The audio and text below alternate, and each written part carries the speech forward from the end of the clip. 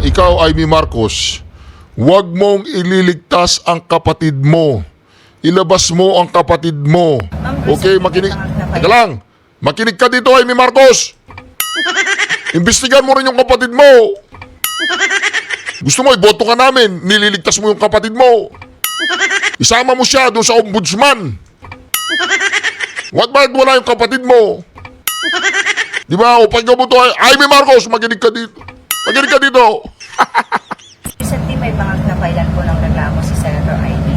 May mga secretaries, may mga PNP officials. But you think meron pang mas mataas na dapat managot kung sa nangyari po nagkita po kay PRRD? Oo, dapat talaga managot ang Pangulo ng Pilipinas because he allowed foreign entity, a foreign organization to interfere with our national sovereignty. Narinig mo yun, Amy Marcos? Kasi nagtataka kami, bakit yung kapatid mo hindi kasali doon sa ombudsman? Hindi ba pwede? Hindi pwede. Imbestigahan natin yan. Amy Marcos, huwag mong iligtas ang kapatid mo. Sabi nila, bangag siya. Hindi ako naniniwala bangag siya. Naniniwala ako na hindi siya bangag, kaya lang ayaw niyang magpa-follicle test. Hindi. Marami nagsasabing bangag si Bongbong Marcos. Napakarami nila. Oo. Naniniwala po ba kayo na bangag si Bongbong Marcos? Naniniwala kayo? Di bangag siya kung naniniwala kayo. Hanggang siya dapat makasuhan. Opo, kasi hindi naman mangyayari lahat yon kung walang approval ng Pangulo. Tama! Hindi mangyayari yon kung walang approval ng Pangulo. Narinig mo yun, Amy Marcos? Pakinggan po natin buo ha. Buo. Hindi ako sasabat. Buo.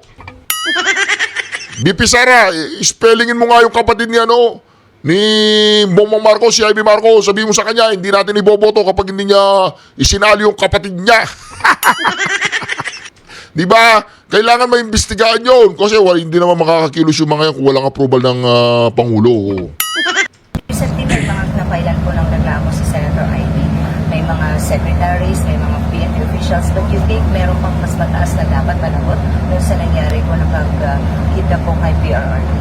Oo, dapat talaga managot ang Pangulo ng Pilipinas because he allowed foreign entity, a foreign organization to interfere with our national sovereignty.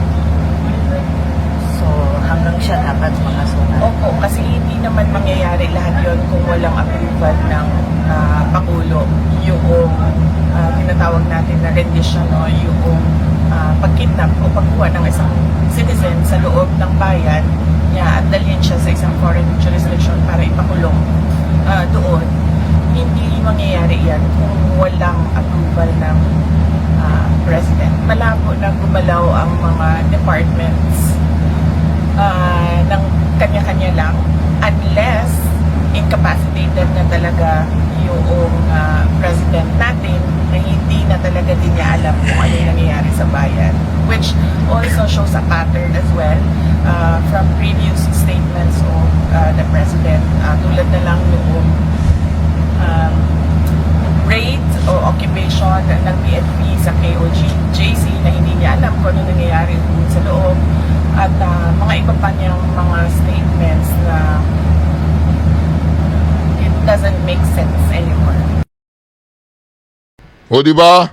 Kung incapacitated na daw po ang presidente at hindi na niya alam kung ano nangyayari, sandali lang po, ayusin ko yung camera natin. Yan, yung camera kasi natin na imported dito galing Quiapo.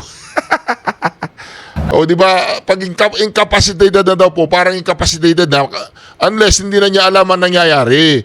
Kaya hindi sinama ni Amy Marcos ang kapatid niya. Baka nga naman, hindi na niya alam ang nangyayari at wala siyang kinalaman sa pagkakapadala doon sa daig sa ating Pangulong Duterte. Ito na. Ang buong interview ni BP Sara Duterte. Panoorin po natin. Ito na. daw ni VP Sara Duterte kung paano pababayin ang bigas sa halagang 20 pesos. Ngunit hindi niya sasabihin. Yan po ang pag-uusapan natin ngayon. Reaction TVPH nagbabalik. Reaction. Napakaganda po ng mga pag-uusapan natin ngayong mga ka-reaction ha. Ito na. Sinakyan nga ng mga bangag. Sinakyan nga po ng mga bangag itong patutsada ni VP Sara Duterte. Pakinggan po natin mga ka-reaction ha. Ito na. Posible talaga ang 20 pesos na bigas. Imposible talaga ang 20 pesos na bigas. Pero pwede siya, hindi ko lang i-share sa inyo kasi ayaw tutulungan. Sabi po ni VP Sara, imposible talaga ang 20 pesos na bigas. Pero pwede siya. Kasi, pero ayaw kong tulungan. Sasakyan naman. Sasakyan naman ng mga bubuyat. Imposible nga pero pwede siya. Sinakyan nga. Ito po mga kareaksyon, pakinggan po natin yung buong sinabi ni VP Sara. Imposible talaga ang 20 pesos na bigas. Pero pwede siya, hindi ko lang i-share sa inyo kasi ayaw tutulungan. Posible ngunit ayaw tulungan. Ito ang ibinahagi ni Vice President Sara Duterte kaugnay ng kung papaano maisasakatuparan ang 20 pesos kada kilo ng bigas. Ayon sa pangalawang Pangulo, matapos ang eleksyon noong taong 2022 ay kanyang kinwestiyon ang pangakong ito ng administrasyon. Ayon kay VP Sara, may mga nadiskubre siyang paraan kung paano ipatutupad ang murang bigas program. Ito ay pagkatapos ng personal niyang pagbisita sa Cebu at marinig ang hinaing ng mga mamamayan tungkol sa hirap ng buhay, partikular na sa pagkain at bigas. Nung pumunta ako sa Cebu meron yan silang August na event ang Cebu and sa haba nung parada na kinakamusta ko yung mga tao, 3 beses nagsabi sa akin, Inday Sara, nagalisod mi sa pagkaon, nagalisod mi sa bugas. Ayon pa kay VP Duterte, agad siyang nagtanong sa isang negosyante ng bigas tungkol sa nasabing pangako. Tinanong ko yung isang businessman ng bigas. Sabi ko, kakayanin ba talaga ito o nagsinungaling siya noong sinasabi niya itong pangako na ito? Ang sabi sa akin ng businessman, nagsinungaling siya. Hindi talaga nila kaya gawin yan. Hindi sila marunong paano gawin yan. Agad Sinabi na nga ng businessman, imposible yan. Ngayon sabi ni VP Sara, alam ko pero ayaw ko tulungan si BBM. Ito naman mga mainstream media. Ako hindi ko na nga pinansin Narinig ko po yan. Pero, paano nga? Sabi nga niya, imposible. Yung palay 18 pesos Palay pa lang yun, hindi pa tuyo. Palay pa lang. Paano mo ibebentang 20 yan? Yung puhunan ng bigas, magkano ba yung puhunan ng bigas? Sige na nga. namang bumuelta ang Malacanang sa naging pahayag na ito ng Vice Presidente. Ayon kay Palace Press Officer Undersecretary Claire Castro, makasarili ang naging tugon ni VP Duterte. Sa pag-amin niya pong ito, na hindi niya isi-share kung ano man ang kanyang kaalaman, kung mayroon man talagang kaalaman. Sinakyan ni Claire Castro. Sinakyan po ni Claire Castro yung sinabi ni VP Sara na alam ko kung paano pababayin ng 20 pesos pero hindi ko sasabihin sa inyo. Kasi ayaw kong tulungan si BBM.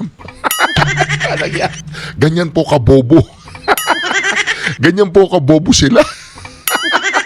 Ito po, pakinggan po natin.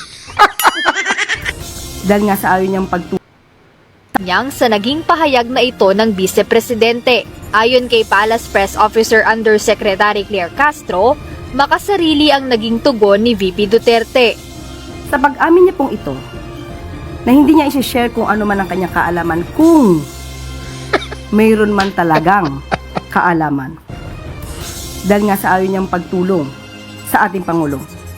Ito ay nagpapakita ng isang makasarili. Giit pa ng Malacanang na ang paglilingkod sa bayan ay hindi dapat ginagawang personalan o parang laro lamang. Tandaan po natin, ang paglilingkod sa bayan ay hindi isang laro. Ang gobyerno, ang bansa ay hindi isang malaking playground. Huwag naman po sana maging asal bata ang Vice Presidente. Sa ngayon ay ipinagpaliban muna ng Department of Agriculture ang pagbebenta ng 20 pesos na bigas dahil sa total ayuda ban na ito. Hindi! Mantagin po ninyo yan. Sinabi ni BP Sara na ako alam ko paano pababayin ng 20. Kaya lang hindi ko kayo tutulungan. Naniwala naman ang mga bobo.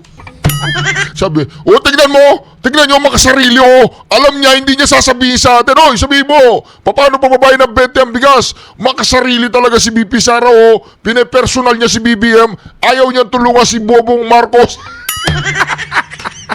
Wala mga ka-reaction. Sabi nga ni BP Sara, imposible. Sinakyan naman ng mga bobo. Ngayon, sinasabi, sabihin mo na. Sabihin mo na kung paano pababayin ng 20 pesos sa bigas. Sige na, BP, sabihin mo na, please. Please, sabihin mo na paano pababayin ng 20 ang bigas. Nagmamakaawa na kami siya. Hindi ko sasabihin sa inyo. Kinidnap niyo yung tatay ko. Buti nga sa inyo. Hindi niyo matutupad ang pangako niyo. Mga gunggong. Hindi nga, imposible nga yun. Ginagago lang kayo ni BP Sara. Nagpagago naman kayo.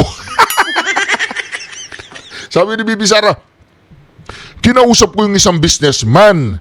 Sabi ng businessman, imposible. O ngayon, imposible pala eh. Tapos sabi ni BP Sara, pero ako alam ko. Pero hindi ko sasabihin sa inyo paano. Kasi mga korap kayo. Kahit sabihin ko kung paano gawin, hindi nyo magagawa. Kasi inuuna po ninyo yung nakaw kesa sa paggawa ng tama sa gobyerno. Kaya hindi ko sasabihin sa inyo, bebuti nga. Bebuti nga. Mga bobo kayo, naniwala naman kayo kay BP Sara. Ang dali nyong pasakayin. Ganun kayo ka boboplax. Sabi ni Claire Castro, tingnan mo, makasarili si Sara Duterte. Pinepersonal niya si BBM. Alam pala niya paano pumabahay ng 20 pesos hindi niya sinasabi sa amin. Sabihin mo na, BP Sara, maawa ka na. Mga gunggong. Mga bobo. Asa si Gadon. Gadon, inawa mo lahat yung mga opisyalis ng bansa natin. Nakakahawa yung pagkabobo mo. Bobong Gadon. Mga gunggong. Pinatutupad ng Commission on Elections hanggang sa mismong araw ng eleksyon. Ngayon ginawa nilang dahilan, eleksyon daw. Nagbenta sila ng 20 pesos na bigas ang araw lang. Kasi nga, wala naman yan, hindi totoo yan, hindi nila kayang pababain ng 20 pesos. Bago bumaba ng 20 pesos ang bigas, mga ka-reaction, kailangan yung palay dyan sa may bukid, mapababa nila ng mga 7 pesos kada kilo. Pwedeng-pwede pa yun maging 20 pesos kada bigas. Pero kung sa bukid pa lang, 18 na kada kilo, naku. 50, 45, 60 ang kilo ng bigas. Di ba mga ka-reaction? Mga siraulo. Sino yung mga siraulo? Ang mga siraulo, mga ka-reaction, sila yung mga tumitira ng mga cocaine, bangag, mga addict yang, mga siraulo na yan. Hindi po yung mga siraulong yung mga siraulong addict. Sino ba yung mga siraulong addict sa gobyerno? Ay wala! Wala namang addict sa gobyerno. Walang gumagamit ng cocaine, walang gumagamit ng shabu, walang gumagamit ng kung ano-anong mga katarantaduang droga na yan. Wala. Si Bongbong Marcos, hindi siraulo si Bongbong Marcos. Hindi nga gumagamit ng cocaine si Bongbong Marcos, di ba? Naniniwala ba kayong gumagamit si Bongbong Marcos? Ako hindi ako naniniwalang gumagamit si Bongbong Marcos. Di ba mga kariyal? Sinakyan po si BP Sara ng mga bobo. Tingnan mo makasarili si Sara Duterte, makasarili. Day 12. Plano itong ituloy ng DA Sa Martes, May 13, isang araw pagkatapos ng 2025 midterm elections. Jed Neresina, UNTV News and Rescue. Diyos ang aming sandigan, serbisyo publiko ang aming pinahahalagahan. Grabe si Claire, oh. Makasarili ang naging tugon ni VP Duterte. Sa pag-amin niya pong ito, na hindi niya isi-share kung ano man ang kanyang kaalaman kung mayroon man talagang kaalaman. Dahil nga sa ayaw niyang pagtulong sa ating Pangulo. Ito ay nagpapakita ng isang makasarili. Giit pa ng Malacanang na ang Walang iya ka, Claire Castro! Umalis ka na dyan! Parang sabi nga ni Atty. Topacio sa'yo. Meron sinabi si Atty. Topacio sa'yo eh. Oo, meron sinabi si Atty. Topacio, mamaya sasabihin niya, mamaya Claire Castro, hintayin mo kung sinabi niya. Nakakaya po si Claire Castro, mga kareaksyon. Ito, pakinggan natin si... O ito Claire ha, pakinggan mo to. Claire Castro, pakinggan mo to. Walang yaka. Sinabi ng palas na huwag kang asal bata makasiri doon sa remarks mo na hindi mo ituturo kay BBM kung paano ibababa yung 20 pesos na kilo ng bigas. Kanino Sabi galing ni yan? Claire Castro, yung best friend mo. Sabi ko na nga, diba, wag na tayo makinig kay Claire Castro kasi isa siyang gigo, garbage in, garbage out. Tama na. Vice, tanong ko lang sa local, umaasa ba kayo sa MILF? Ulitin natin. Oy, Claire Castro, makinig ka dito. Huwag kang aanga-anga dyan. Aanga-anga ka na naman yan eh. Normal ba itong babaeng to? Claire, tanong lang, normal ka ba o ano? Ng palas na huwag kang asal bata makasiri doon sa remarks mo na hindi mo ituturo kay BBM kung paano ibababa yung 20 pesos na kilo ng bigas. Kanino Sabi galing ni yan? Claire Castro, yung best friend mo. Sabi ko na nga, diba, wag na tayo makinig kay Claire Castro kasi isa siyang gigo, garbage in, garbage out. Tama na. Vice, tanong ko lang sa local, umaasa ba kayo sa MILF may papangalanan sila or endorse sila from PDP Laban? And nagtataka ba kayo kung hindi sila nagsasalita after PRRD na dinala sa Hague? Teka lang, doon muna tayo sa Gigo. May bagong pangalan si Claire Castro, mga kareaksyon. Claire Castro, the Gigo. Claire Castro, garbage in, Gigo. Gi muna tayo, GI. Garbage in, GO, garbage out. Oh, Gigo, hindi gago. Gigo. Claire Gigo. Claire Gigo. Garbage in, garbage out. The Claire Gigo. Pagkapunin nyo para hindi nyo ako sisihin. Hindi ko inimbento yun. Gigo. Garbage in, garbage out. Ito mga kareaksyon. Ng palas na huwag kang asal bata makasiri doon sa remarks mo na hindi mo ituturo kay BBM kung paano ibababa yung 20 pesos na kilo ng bigas. Kanino Sabi galing ni yan? Claire Castro, yung best friend mo. Sabi ko na nga, diba, wag na tayo makinig kay Claire Castro kasi isa siyang gigo, garbage in, garbage out. Gigo, garbage in, garbage. Oy, Claire, magtino ka naman dyan. Tinatawag ka na nilang Gigo. Gigo, Claire. Garbage in, garbage out. Gigo. Wala, ka, Claire. May bago kang pangalan, Claire Gigo. Tama na. Vice, tanong ko lang sa local, umaasa ba kayo sa MILF may papangalanan sila or endorse sila from PDP Laban? And nagtataka ba kayo kung hindi sila nagsasalita after PRRD na dinala sa Hague? Sino? MILF. MILF? Well, katungod na no sa tanan organisasyon kung unsa ang ilahang pamulitika. Ang importante lang nagkasinabot sila sa ilahang sa sulod sa ilahang organisasyon kung asa padulong ang ilahang mga suporta. Wala ta mamugos bisan ka kinsa. Kita nagapresenta lang sa katauhan kung paunsa sila una magpili og mga leaders base lang sa historical mistakes nato in choosing our leaders. And next is Wala sila nabanggit about after your father na straight dinala sa na vote sa PDP, sa Duterte Senators. VP, according kay Congressman Adyong Salanao po, urge Vice President Sara Duterte to stop her shame campaign against administration candidate and call on a political leader to restore decency, dignity, and civility in the conduct of electoral campaign. O ito pa tong si Adjong. Si Adjong mga ka-reaction, ano po siya, nasaktan siya. Bakit daw bumabanat si VP Sara kay Abante, kay Chua, tsaka kay, ano ba yung, Valeriano ba yun? Oy, Adjong, ano bang pinagsasabi mo dyan? Nung silang bumabanat, hindi, ngayon, budabanat. Manahimik ka, Adjong. Ang reaction mo dito, VP? Okay, pahiram ko sa mga puti. Pero VP, kaya Jong na VP. Adjong, shame campaign against the administration called on all political leaders to restore decency, dignity, and civility in the conduct of electoral campaigns. Si Adjong Manggod, produkto manggod ni siya sa warlordism nato diri sa Mindanao. So I don't think he is the proper person to talk about decency, dignity, and civility. Oh, warlord daw yung pinanggalingan ni Adjong.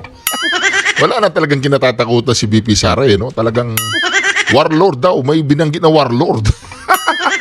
Kay ang iyahang pagdaog din ha sa Lanao tungod na sa grip sa ilahang dynasty. Napa VP.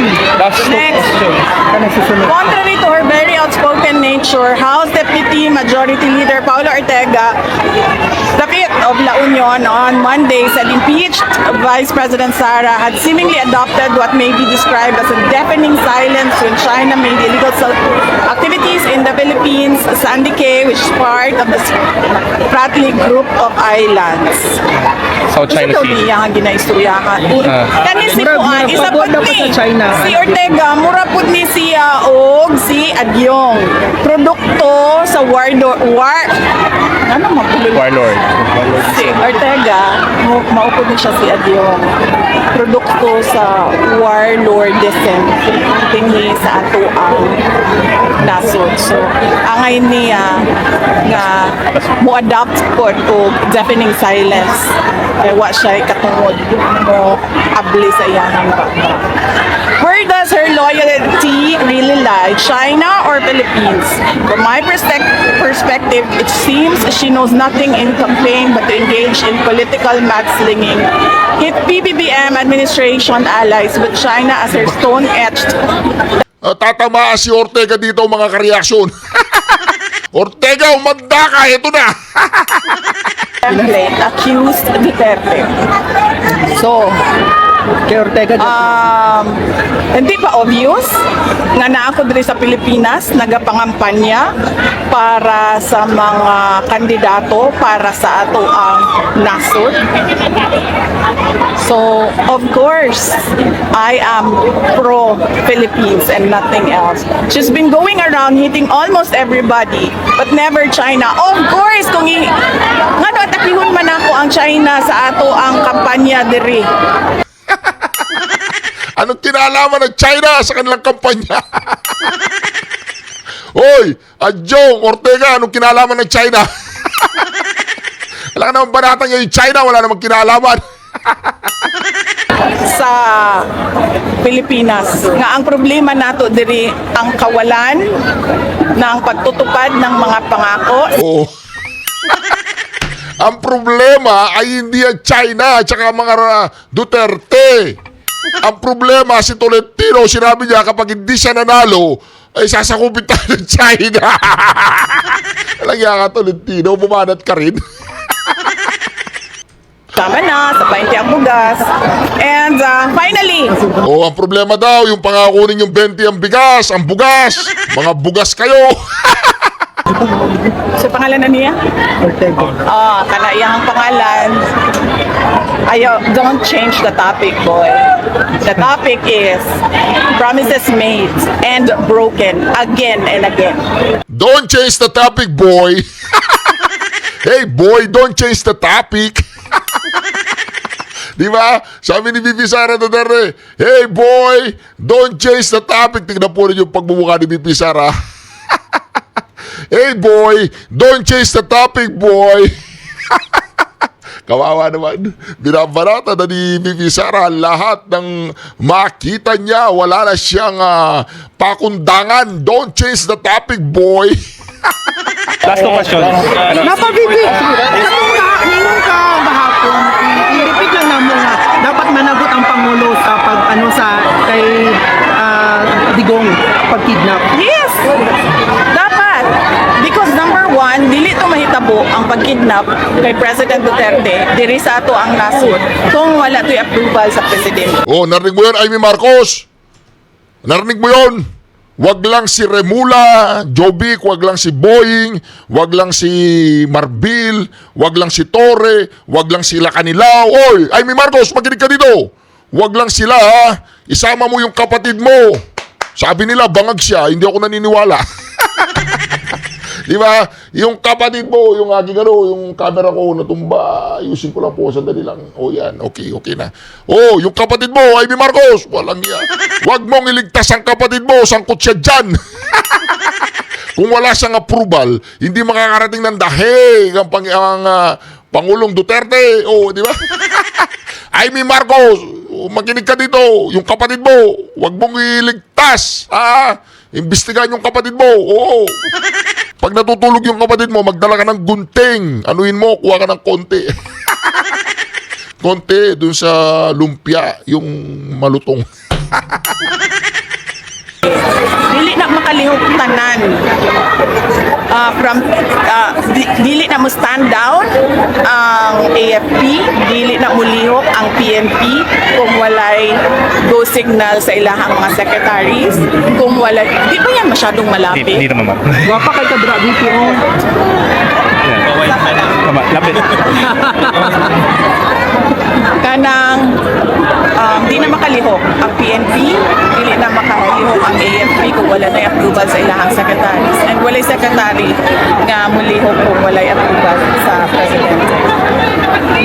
And yes, Last. dapat siya managot kasi that is an impeachable offense. It's a culpable violation of the Constitution and betrayal of public trust because they allowed a foreign jurisdiction to intervene in our national sovereignty. We did not have any obligation to cooperate with the ICC because we already we already filed our petition to withdraw from the ICC, and walay jurisdiction ang ICC para mubuhat ng investigasyon kay President Rodrigo Duterte of the Santa Cruz. So yes. Last question. Nakalimot na po tayo sa Visayas and Mindanao, even in Manila. So ano yung mga common na hinaing ng mga mamamayan na i-address ng Duterte and Senator candidates given a chance in the Senate? Yes, ma'am. Ang kanila is kung ano yung nasimulan ni Pangulong Duterte. PRD promised build, the big ticket infrastructure projects. PRD promised peace and order sa ating bayan. And naturally, when there is peace and order, development o kalambuan, kaunlaran ay sumusunod din. Mag-attend po tayo sa iba pang remaining PDP rallies ko with Kitty Duterte. Hindi ko pa, wala pa akong schedule pagkatapos nito, ma'am. Kasi ito pa lang yung katapusan ng schedule namin mula Visayas, mula Leyte, papuntang North Cotabato. So, mag-schedule pa kami ng aming mga gagawin sa So, ibig sabihin mga ka-reaction, ikaw, Amy Marcos, huwag mong ililigtas ang kapatid mo. Ilabas mo ang kapatid mo. Okay, makinig. Teka lang. Makinig ka dito, Amy Marcos. Imbestigan mo rin yung kapatid mo.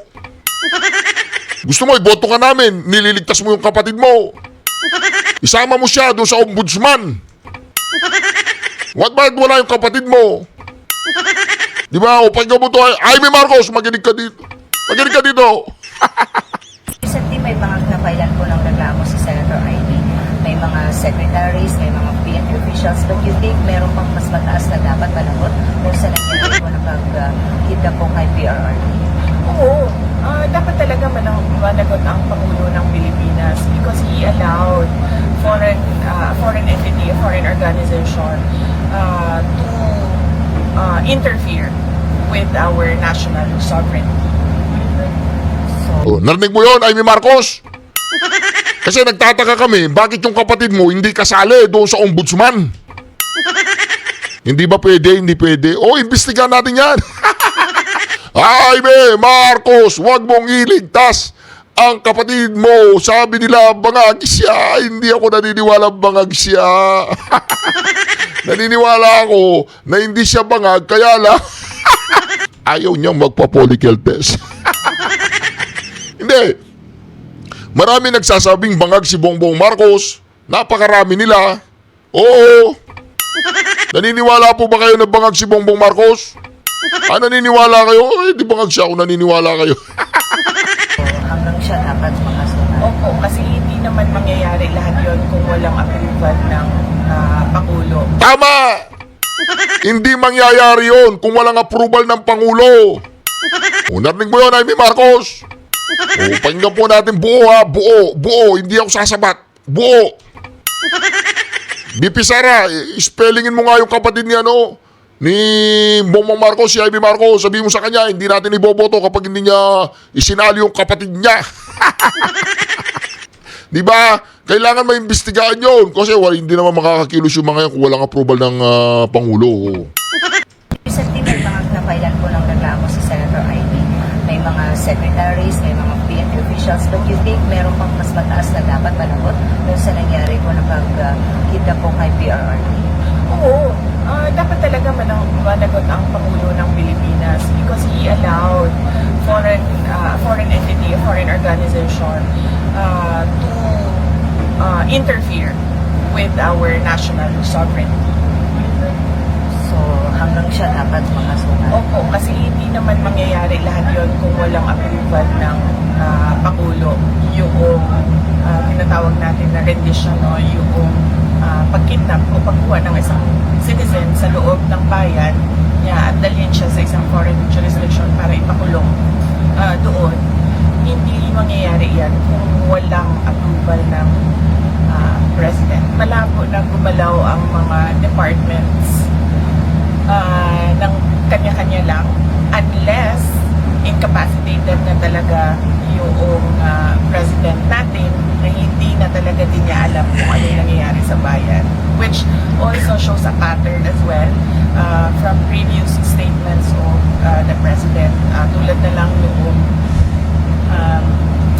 raid o occupation ng PNP sa KOJC na hindi niya alam kung ano nangyayari sa loob at mga iba pa niyang mga statements na it doesn't make sense anymore. O di ba?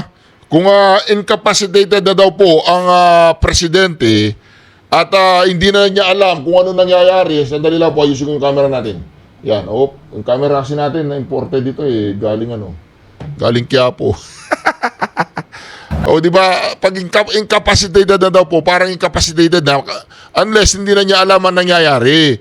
Kaya hindi sinama ni Amy Marcos ang kapatid niya, baka nga naman hindi na niya alam ang nangyayari at wala siyang kinalaman sa pagkakapadala doon sa daig sa ating Pangulong Duterte.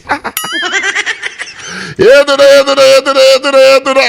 Ang buong interview ni BP Sara Duterte. Panoorin po natin. Ito na. Ina-finalize na lang namin yung schedule namin after May 6.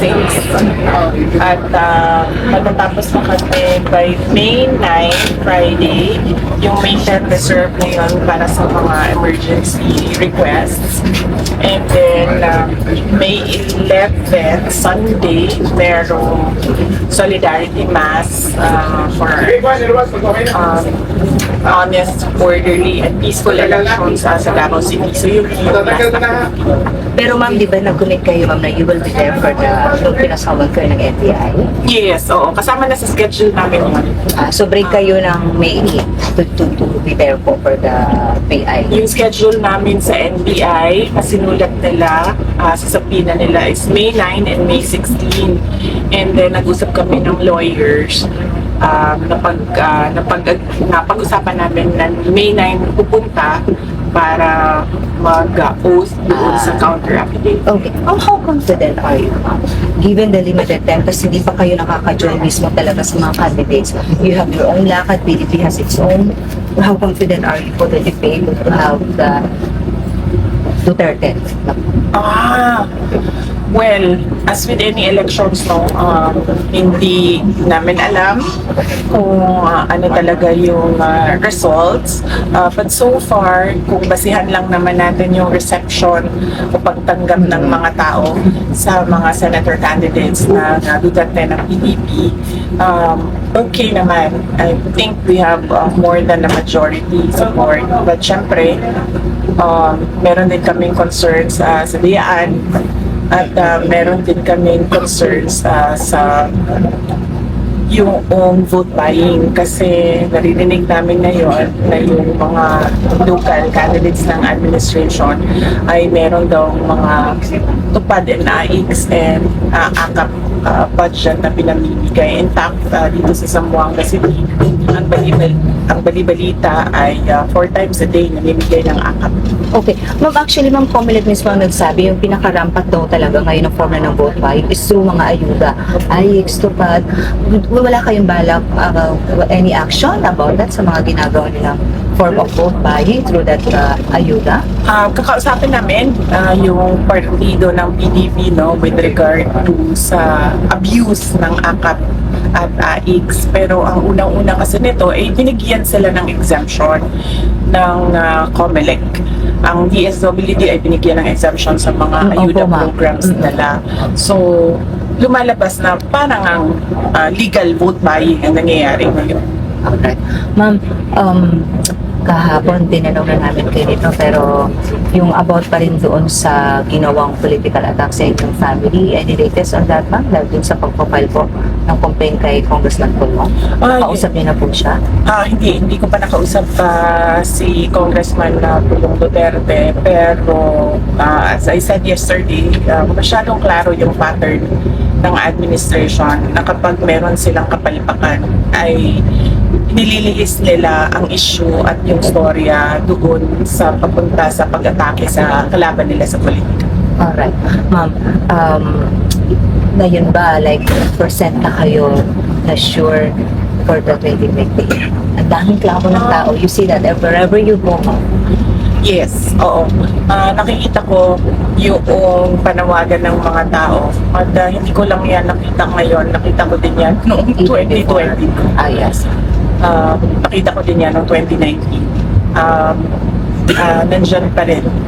Naiintindihan ko yung kagustuhan nila, pero malapit naman na ang end of 2026 at yun yung binigay sa akin na deadline ng mga campaigners para mag-announce kung tatakbo ba talaga o hindi. Sorry for asking this, Bibi. Kung sa percentage, like how many percent are you now inclined to run for 2028? Hindi ko talaga masagot diyan. Subukan natin pagkatapos ng eleksyon. Pagkatapos namin mag-assess sa nangyari na eleksyon, na midterm elections, yung kampanya namin, yung ginagawa ng administration, yung rampant vote buying through government programs. So, kailangan namin tignan at i-assess. Kasi ang concern talaga natin ay kailangan kapag tumakbo, nanalo. Because otherwise, ma-frustrate yung gusto natin gawin para sa bayan. Ma'am, yung bang result ng election ngayong 2025, will it matter sa magiging decision niyo po sa 2028? Ay, hindi naman. Alright. Pero we need to think of a strategy para sa susunod na election. And itong 2025 election, ang pinaka malapit na election sa 2028 na pwedeng pag-aralan. Alright. Ma'am, recently may mga napailan po ng reklamo si Senator Ivy. May mga secretaries, may mga PNP officials. But you think meron pang mas mataas na dapat panagot kung sa nangyari po na pagkita po kay PRRD? Oo. Dapat talaga managot ang Pangulo ng Pilipinas because he allowed foreign entity, a foreign organization to interfere with our national sovereignty. So, hanggang siya dapat makasuhan. Opo, kasi hindi naman mangyayari lahat yon kung walang approval ng Pangulo. Yung tinatawag natin na rendition, no? Yung pagkidnap o pagkuha ng isang citizen sa loob ng bayan niya at dalhin siya sa isang foreign jurisdiction para ipakulong doon. Hindi mangyayari yan kung walang approval ng President. Malabo na gumalaw ang mga departments ng kanya-kanya lang unless incapacitated na talaga yung president natin na hindi na talaga din niya alam kung anong nangyayari sa bayan, which also shows a pattern as well from previous statements of the president, tulad na lang noong raid o occupation ng PNP sa KOJC na hindi niya alam kung ano nangyayari sa loob at mga iba pa niyang mga statements na it doesn't make sense anymore. Okay, ma'am, the impeachment, the hearing on AJK, sa confidential fund mo, and a lot more. Sa tingin mo, meron ka pang aasahan na pwedeng gawin nila sa inyo, ma'am? You know, really parang they will exhaust everything really to put the Duterte's down. Are you expecting more, ma'am? After the impeachment, arrest of PRRD, this complaint, you think are there more? Are you expecting more, VP?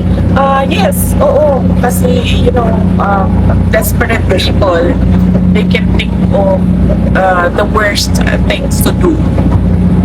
So, oo, naisip ko yan na hindi talaga titigil hanggang hindi ako makulong or mamatay. Yun na lang naman talaga ang dalawang hindi pa nila nagagawa sa ngayon. Yun na nga, despite yung price sa'yo, parang tuloy pa rin ang ikot mo, ma'am, kahit saan.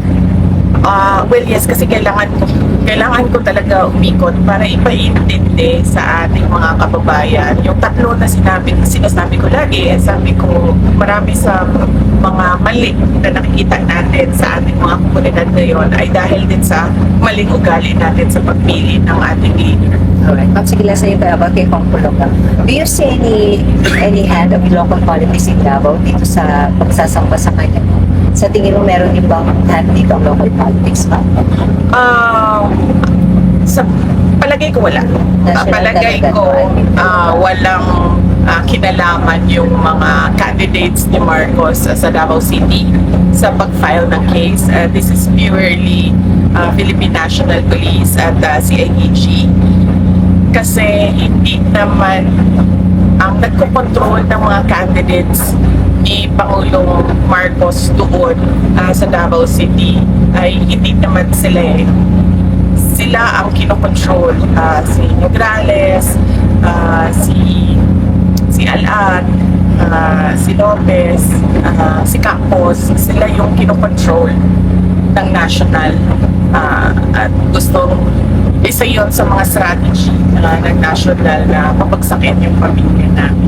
Sorry, have you seen the video? It's viral already on social media. Have you seen it now? I've seen a portion of the video. Hindi ko nakita yung buong video. At actually, para sa akin, okay ito na lumabas siya bago ang eleksyon para yung mga botante nakakapag-desisyon sila ng maayos kung sino yung pipiliin nila.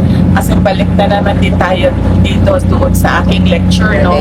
Voters education ko. So, maganda nang lumabas siya ngayon para nakakapag-desisyon na ang mga botante sino ba talaga ang pipiliin na kandidato. At, well, yes, as I said, yun yung good thing about it. Pero, it's really a political attack. Kahit damaging siya kay Kong Kulong, still okay with you para people will have the choice this election? Oh yes, oo. Lahat naman ng atake nila sa amin can be taken care of by lawyers. Yung kay PRD sa ICC, mayroong mga abogado doon. Yung impeachment po at mga ibang cases ko na iniimbestigahan nila, mayroong mga abogado doon. Yung kay Kong Kulong, dahil it's a complaint, meron din abogado na mag-handle doon. So, yun. Clearly, atake lang talaga siya para sa paninira, and as I said, para pabagsakin yung kalaban nila sa politika. But still, if we look at the bright side of things, buti na yung lumabas siya ngayon para yung mga tao informed decision yung pagpili nila ng kandidato. Yes, ma'am. If there's one thing you'd like to tell to the administration, to President Marcos directly, what would you like to tell him, ma'am? I mean, it's obvious, ma'am. What's ibig sabihin kung if there's I mean, kung meron man ako sasabihin sa kanya, ang problema kasi si Claire Castro lang din kasi ang sasagot sa akin eh. Hindi rin naman ng Pangulo yung sasagot. Pero kung meron akong gustong sabihin sa administrasyon, ay hindi nila mababawi yung kakulangan o kawalan nila ng proyekto, ng programa, at ng mga plano para sa kaunlaran ng ating bayan. Hindi nila mababawi yon by attacking their political enemies. Kasi nararamdaman ng mga tao yung gutom, yung kahirapan, at lahat na problema ng bayan. Hindi naman gusto ng mga tao na atakihin nila yung kalaban nila sa politika. Ang gusto makita ng mga tao ay development projects at kapayapaan at kaunlaran. So kahit anong atake nila sa akin, hindi pa rin mabango yung administrasyon at hindi pa rin makikita yung sinasabi nilang bagong Pilipinas kasi hindi siya nararamdaman at makikita ng tao tayo. promise to last na ito, ma'am? So, Promise to noong 2019, grabe ang clamor ng tao. You parang sorry for due to appropriate word to use, you disappointed them. Maraming frustrated kasi hindi kayo tumakbo. In fact, nasisi pa nga kayo for whatever we are experiencing now because you did not run. This time ba, ma'am, are we going to see that scenario again? Or kahit pa paano naman, mas nakakakita yung tao ng pag-asa na yung call nila, yung panawagan nila sa iyo, yung clamor pakiusap to run for 2028.